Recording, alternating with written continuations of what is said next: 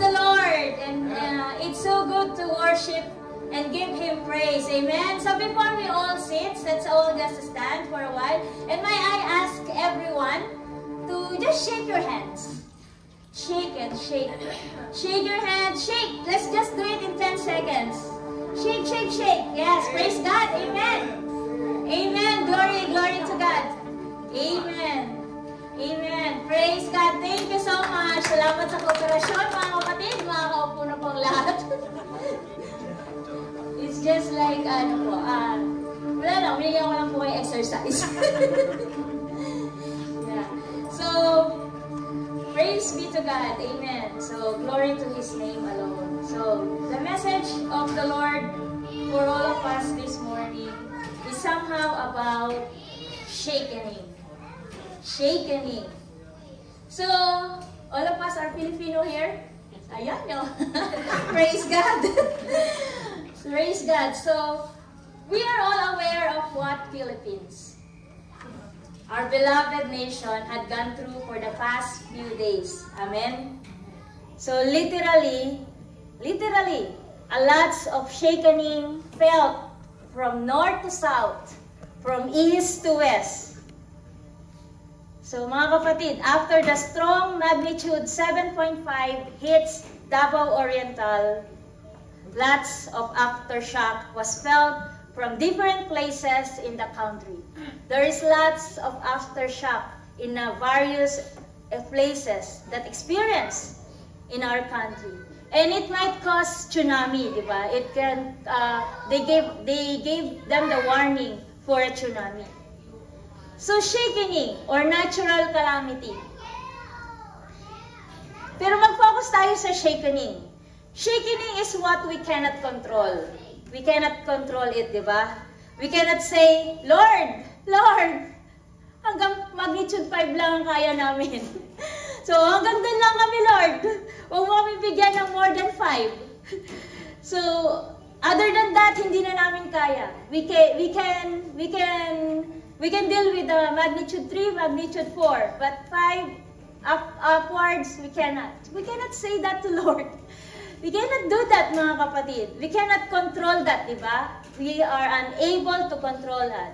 But only God knows, and only God has the power to whether increase it, intense it, or stop it. But you know, brethren, the level of shakening is not the issue here. The level, kung yung level ng shakening, is not the primary concern here. So what matters, what matters most is how deep and how strong our foundation whenever there is shakening, whenever there is shakening or not. It is how the level of our faith.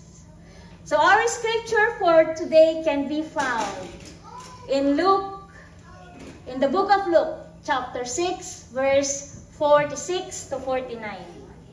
So I'm gonna read it in New King James Version. So mga kapatid, allow me to read it, and you can follow me on the slide. So verse 46 to 49 of the book of Luke, chapter 6.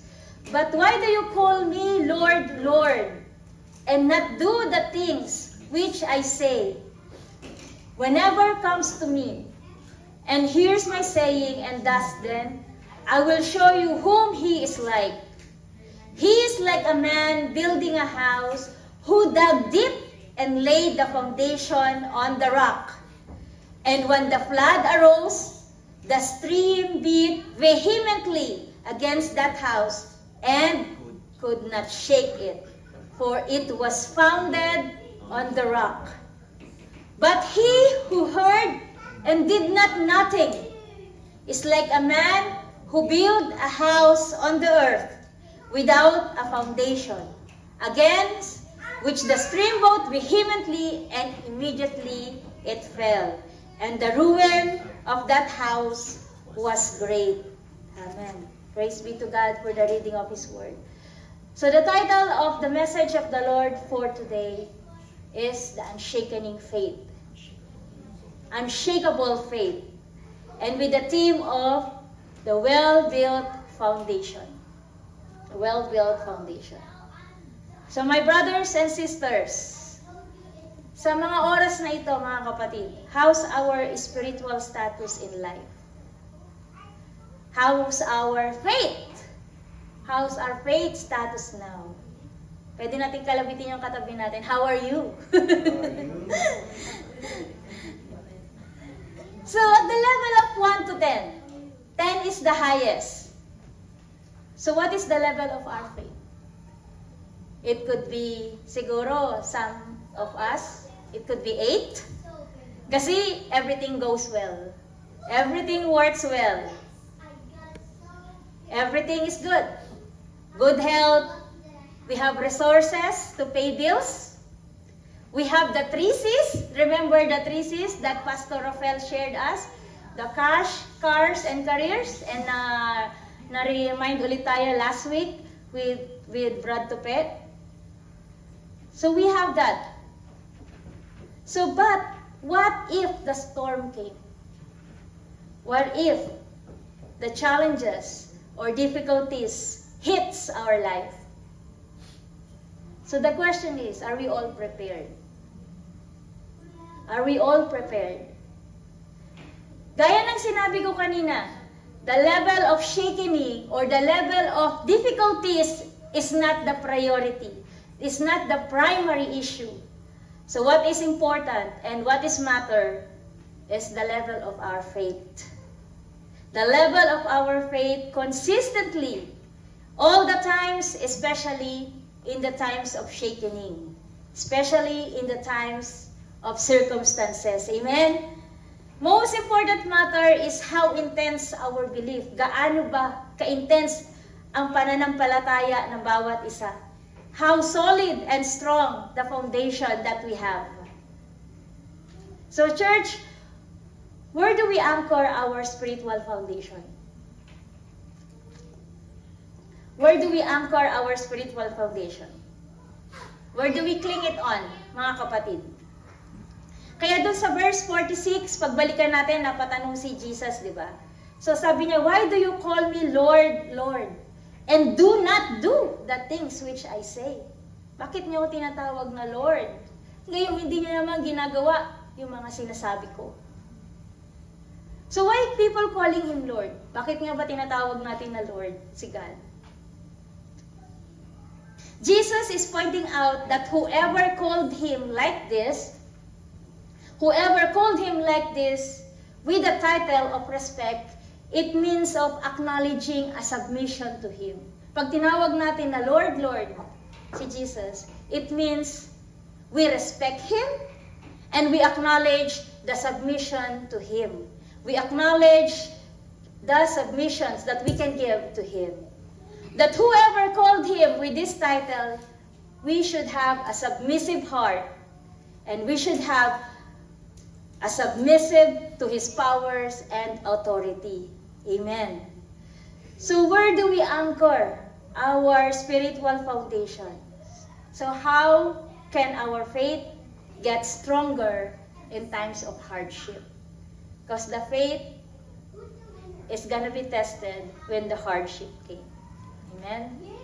The level of our faith cannot be tested if it's genuine unless the circumstances, the struggles hits our life. Amen. So God is teaching us to build a foundation on rock.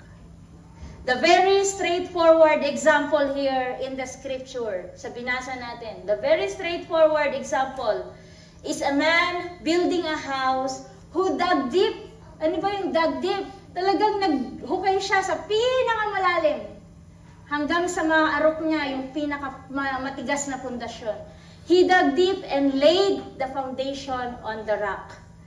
And when the flood came and the water beat intensely against his house, the house that he had cannot be shaken. For its foundation is on the rock. It is securely built and founded on the rock, mga kapatid. So, sa atin, sa buhay natin, let's just build our foundation in Jesus. Let's build our foundation on Christ. Paano? Paano, Sister Nancy? Paano? We can start in deepen our relationship to Jesus. Let's dig more of His Word, because greater things is about to happen when we dig deep to the Word of God. Amen? Greater things is about to come. Amen. So Proverbs 10:25, the everlasting foundation of the righteous is faith in God, much like the water that nourish the tree. Is faith in God. The root of the righteous cannot be moved. The foundation of the righteous person cannot be moved. So Spruce Grove Outreach, let's our faith and foundations be rooted in Christ. Amen? So 1 Corinthians chapter 3 verse 11, for no other foundation can anyone lay than which is laid, and which is Jesus Christ. 2 Timothy 2:19, nevertheless, the solid foundation of God stands. The solid foundation of God remain. So we Christians, lahat tayo Kristiyano dito, we Christians build our foundation to Christ alone. And Jesus is also our cornerstone. Our chief cornerstone. So ano yung cornerstone? So literal na cornerstone. When we study the literal cornerstone, it is the first stone. It is the first stone set on the construction or on the structures of a masonry foundation. It is the large stone that placed on the corner of the building. And the rest of the stones to follow, and the rest of the stones will be set in reference to the stone, to the first stone. The other stones were aligned to it to form a good and strong structure. So, nung nag-research ako kung ano yung example ng cornerstone, so, I guess, ito yung nakita ko na ano. So, sabi niya, ang cornerstone, kaya siya tinawag na cornerstone, is in the corner. So, and then, he is the one who stabilize the foundations of the building. And then, yung lahat ng rocks, yung lahat ng stones sa susunod sa kanya, it should be aligned to the cornerstone. It should be aligned to form a good and strong structures. Amen? So sa buhay natin, if Jesus is our cornerstone, all the stones is the aspect of our life.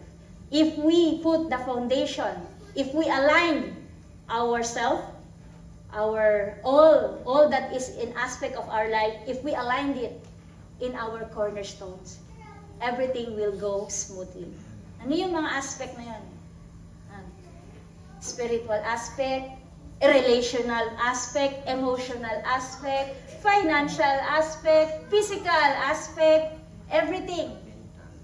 Mentality aspect, all the things. Family, we have the issues, concerns, but if we align everything to our chief cornerstone, it's gonna be aligned, good, and aligned strong unto God. Amen, mga kapatid? Amen. So I have here the parallels between cornerstone and Jesus. So the side of this is yung cornerstone, and this is Jesus. Cornerstone, it is the first stone laid. Nakapag-abalikan natin yung picture. Siya yung una na itinayo. It is the first stone laid, and Jesus is the first. Jesus is the beginning, and Jesus is the Alpha.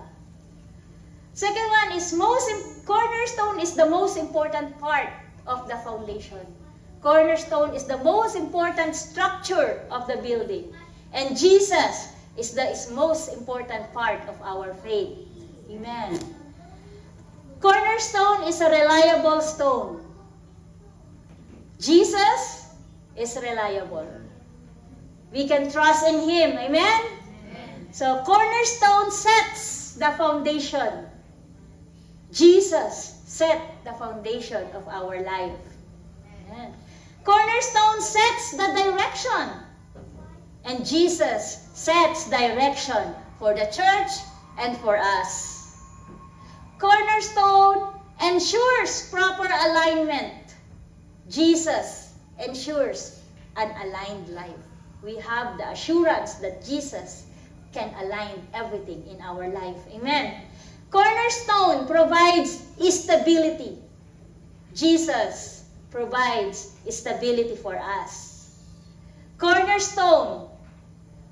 Structures rest here in Cornerstone. The structures rest in cornerstones. And we rest in Jesus' presence alone. Amen? Cornerstone joins the structure together. Jesus joins His people together, where love and joy and unity abound. Amen. Ephesians 2:20, having built on the foundation of the apostles and prophets, Jesus Christ Himself being the chief cornerstone, and when the whole building being filled together grows in the holy temple in the Lord. So lay our trust to our chief cornerstone and build our foundation on the rock that cannot be shaken, and which is Jesus Christ. Amen. So for today we have 3 points to establish the unshakable faith. How can we establish the unshakable faith? So the first point that we have today is the stability in an unstable world. Hebrews 12:27. Now this yet once more indicates the removal of those things that are being shaken, as of things that are made, and that the things which cannot be shaken may remain. Church life can shake us. Everything happens in our life can shake us. But with God as our foundation, we will not be shaken.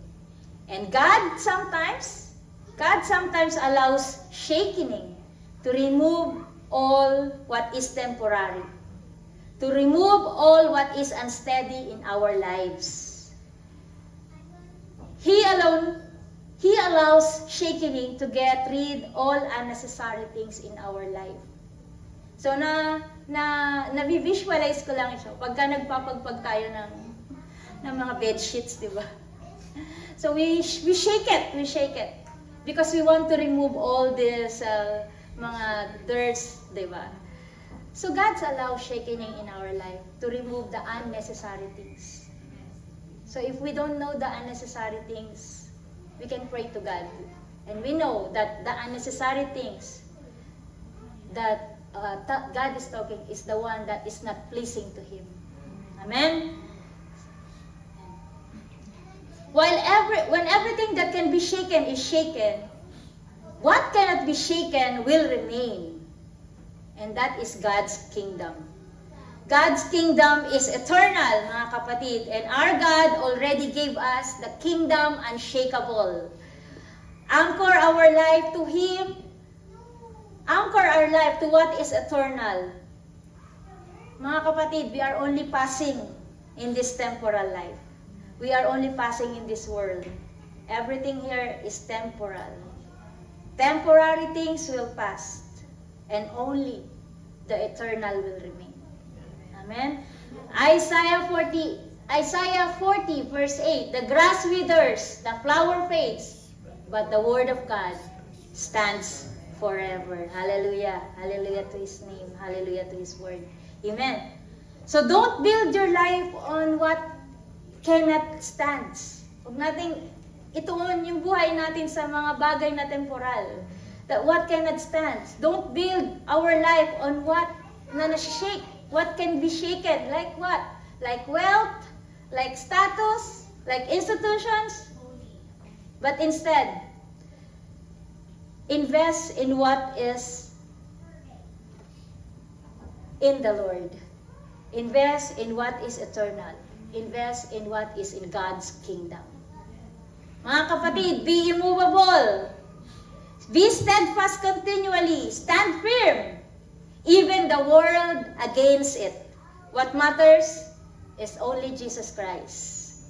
1 Corinthians chapter 15, verse 58.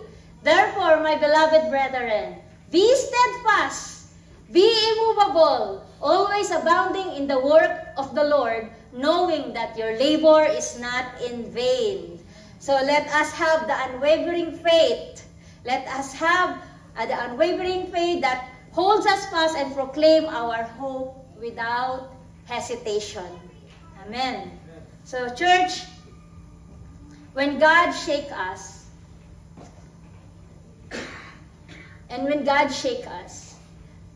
it reveals how strong our spiritual foundation is. Sometimes doon natin maiintindihan, and sometimes doon natin mapapatunayan how deep and how rooted our faith is. Amen. So difficulties can shake us, but we will not be shattered. Alam niyo yung shattered? It's like the mirror that is nabasag. So we are not be shattered. Being not shattered means we may bend, but we will not break. Amen? We may fail, but we will not give up. Amen. So 2 Corinthians chapter 4, verse 8 to 9.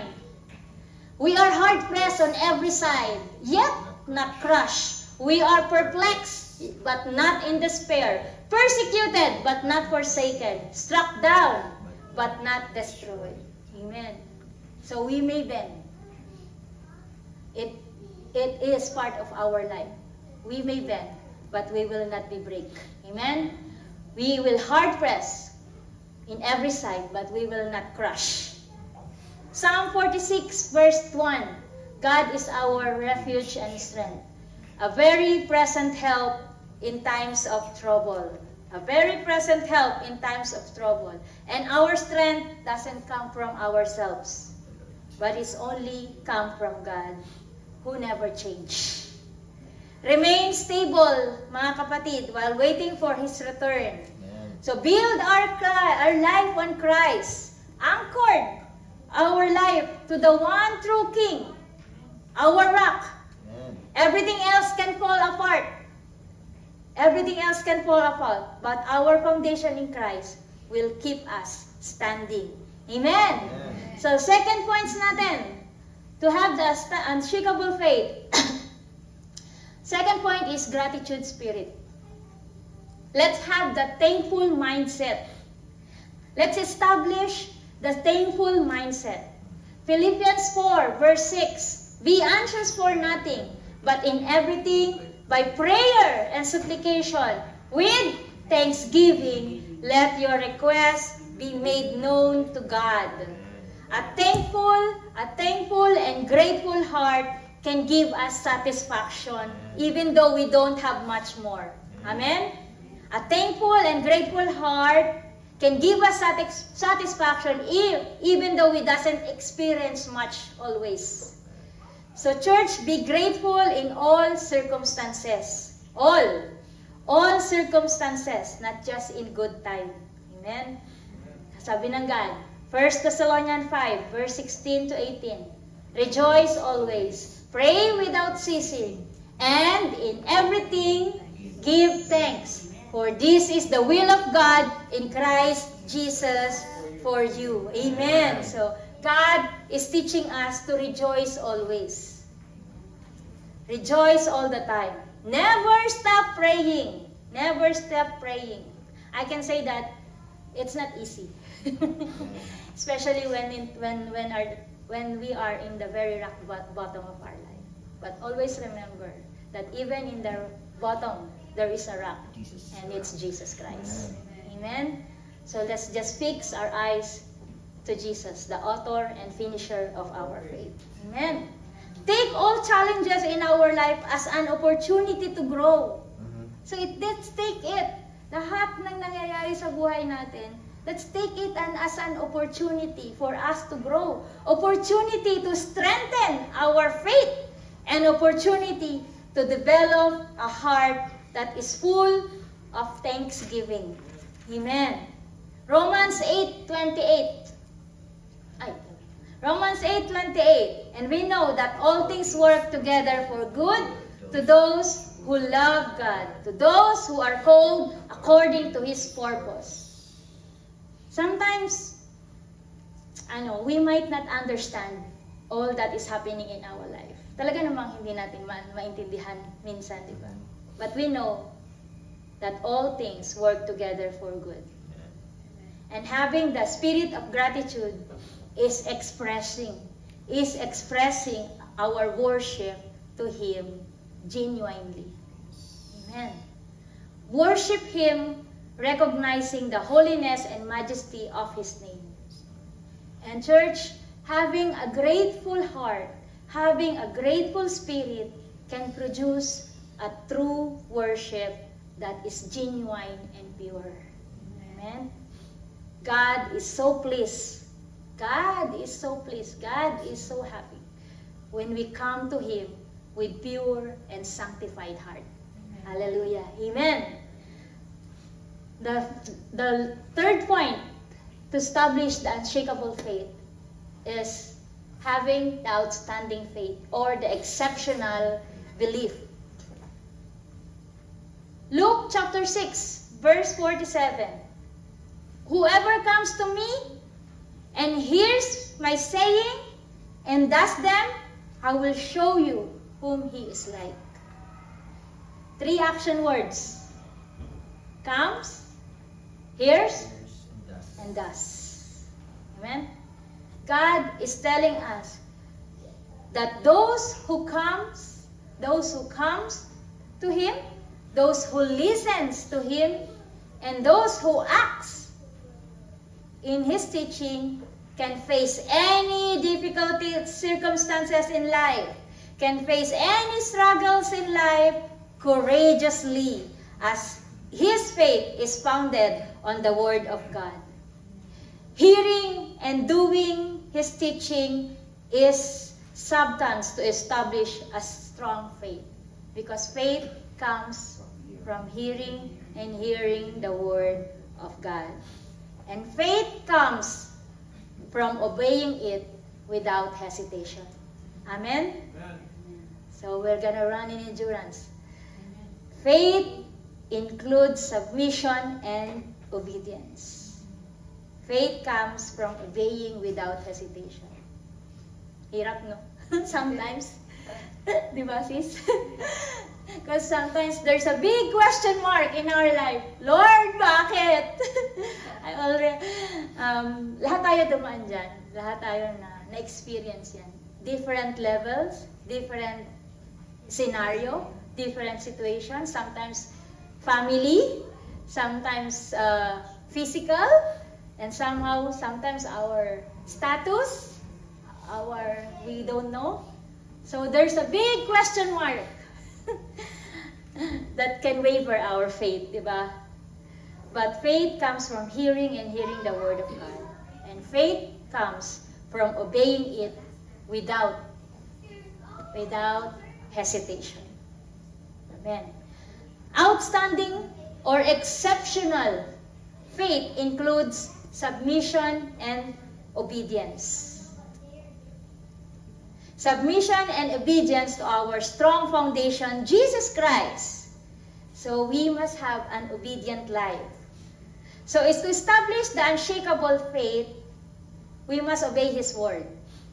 Acknowledge His sovereignty in all aspects of our life. Follow His ways. Sabi nga, I choose Jesus' ways. Follow His ways. Every direction that we need was all written already. Every direction we need was all written in the Bible. It is up to you, it's up to me, if we will gonna live according to His ways. Amen? Obedience may not easy. Obedience will always be a progress. And obedience, sometimes, sabi ko nga, so hard. So hard. Especially when we don't see the future. But obedience, mga kapatid, obedience show love. Obedience show love. John 14:15. If you love me, sabi, si Jesus na nagsasalita dito. If you love me, you will keep my commandments. Obedience shows our love to God, and obedience brings blessings. Obedience unlocks miracles. Obedience follows deliverance, provisions, and transformations. Amen. Amen. Luke chapter 11 verse 28. Blessed are those who hear the word of God and keep it. Our obedience strengthens relationship with God. So, let's have the exceptional faith. Diba? Let's level up our faith. We know that we have the faith, but God is telling us to have the exceptional or outstanding faith kasi the greater things is yet to come. Amen? So I have here, what sets exceptional faith apart? I believe in faith. Maraming mga stories sa Bible that sinabi ni Jesus, the oh yeah, little faith sa mga disciples niya. So us in here, let's just level up our faith. Let our faith be progressive. Amen? Ordinary faith. The ordinary faith believes when it's easy. The exceptional faith believes when it's hard. Amen?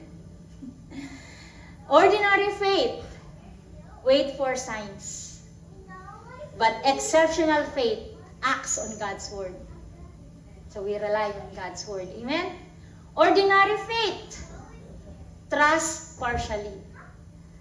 Aray ko po, as natamaan ako dyan, because sometimes we trust God, not 100%, diba? 50%, 80%. Depende sa sitwasyon. Ordinary faith, trust partially. But exceptional faith, sabi, trust fully. Trust fully. Ordinary faith, waver in trials. Nagsisegue in trials. But the exceptional faith, stand firm in trials. Amen. Hallelujah. So church, to establish the strong faith or unshakable faith, we should have the stability life in an unstable world. Be stable, church. Let our belief be immutable. Grow more in God's word as Jesus is only stable. Jesus is only immutable and faithful God that we need in this unstable world. Only Jesus is we need in this darkest world. So trust in God fully.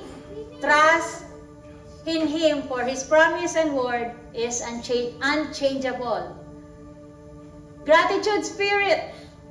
A mind and heart full of gratitude. A mind and heart full of gratitude. Even when we don't see what is about to happen. Rejoicing always and giving the worship that is due to Him. Amen? Giving the worship that is due to Him. Give thanks. Giving thanks and worshiping Him consistently will bring peace in our life. The peace of God, which surpasses all understanding, and that will guard our heart and minds through Jesus Christ alone. Amen.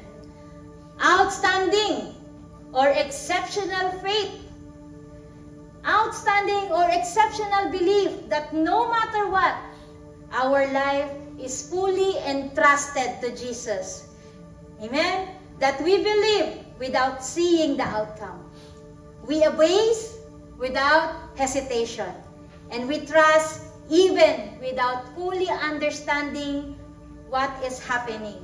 Exceptional belief is we recognize Jesus' power and authority even though we don't see the signs. Amen? So stand firm, mga kapatid. Let's develop the exceptional faith that trusts God's word completely. So let's just continue to grow. Continue to grow in the knowledge of God. Amen? Go to church. Go to church. Always grow to church. Read your Bible and pray every day. obey God, worship God, thank God for every day in our life, and humble ourselves in God's will. Amen. Spruce Grove Outreach will establish the exceptional faith and building a strong foundation in Jesus Christ alone. Amen po ba, mga kapatid? Amen po ba? So we have the stability in an unstable world, gratitude, spirit, outstanding or exceptional faith. Hallelujah to your name, Jesus. So as we conclude this message, we should anchor our faith only to Jesus Christ alone. And when the shaking comes, and when the shaking comes, we will not be shattered. We are not like the other man. We are not like the other man. He heard the word. He heard the word, but he did nothing. We are not like this man who built a house without a foundation. Amen? Na dumating yung bagyo sa buhay niya, everything falls apart. So church, Spruce Grove Outreach Church, anchor our faith to Christ alone. Our strong and solid foundation never shakens, never shakens. Our faith will never be shaken if it's founded in Jesus Christ alone. Amen? Faith that is not tested is not a genuine faith. So Christ, so church, Jesus holds everything together. Colossians 1 verse 17 says, He is before all things, and in Him, He holds all together. Amen. So Jesus is the most important part of our foundation. He is also the whole structures of our life. And in Him, we are secure. Amen. Our identity is secure. Our purpose is secure. Our future is secure. Because we are founded in Jesus Christ alone. Hallelujah to you, Jesus. Isaiah 28:16 says, Therefore, thus says the Lord, Before I lay in a Zion a stone for a foundation, a tried stone. The other translation said, a tested stone. Precious cornerstone, a sure foundation. Whoever believes will not act hastily. Whoever believes need never be shaken. Amen? So let's just all stand. Hallelujah. Father, we thank you, O God. And we will just anchor our life to you, God. You are our strong foundation. So let's just offer a song to God. Let's just treat this song our personal prayer to our God. Jesus.